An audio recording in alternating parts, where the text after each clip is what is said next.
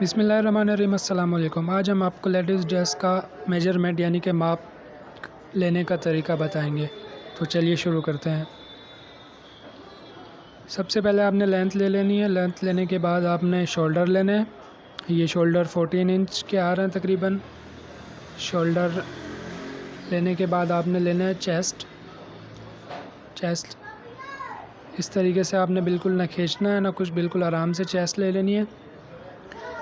Chest यानी कि सीना। उसके बाद आपने वेस्ट लेनी है, बिल्कुल आराम से लेनी है, खींचना कुछ भी नहीं है बिल्कुल। और वेस्ट के बाद आपने हिप लेनी है।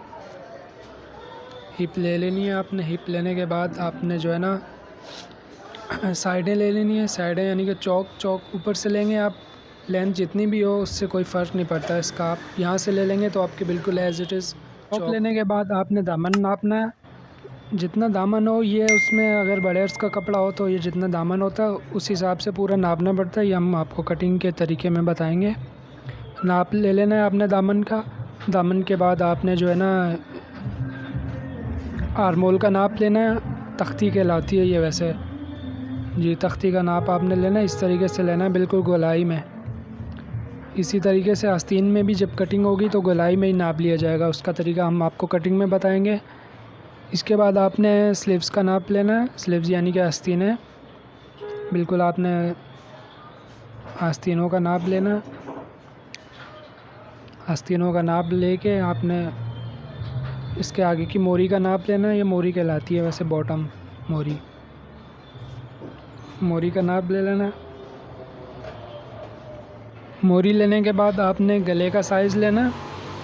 अमूमन गले का साइज़ जो होता है वो तकरीबन 7 बाई 7 का होता है, लेकिन ये चाइनीज़ कॉलर बना हुआ है हाई नेक, इसमें इतना ही होता है या इस तरीके से ही होता है, 4.5-5 इंच का होता है।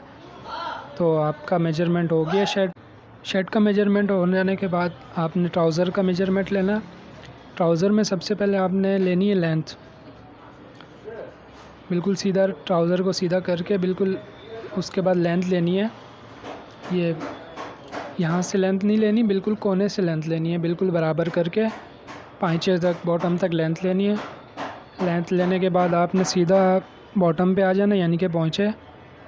आपने पहुँचे का लेंथ लेनी है बिल्कुल एज इट इज़।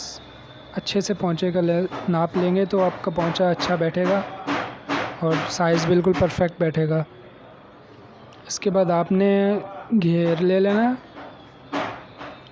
घेर लेना है आपने बिल्कुल नीचे से, जहाँ से ख़त्म हो रहा है आसन वहीं से घेर लेना है।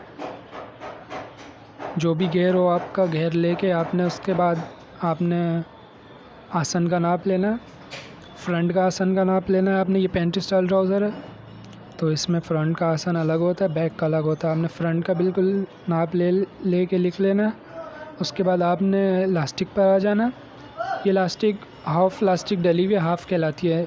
9 इंच का हाफ़ होता है, बाकी लास्टिक ये जो भी आपकी लास्टिक आए वो पूरी आपने लास्टिक लेनी है। 9 इंच का हाफ़ छोड़ देना है। उसके बाद आपने बैक के आसन का नाप लेना है।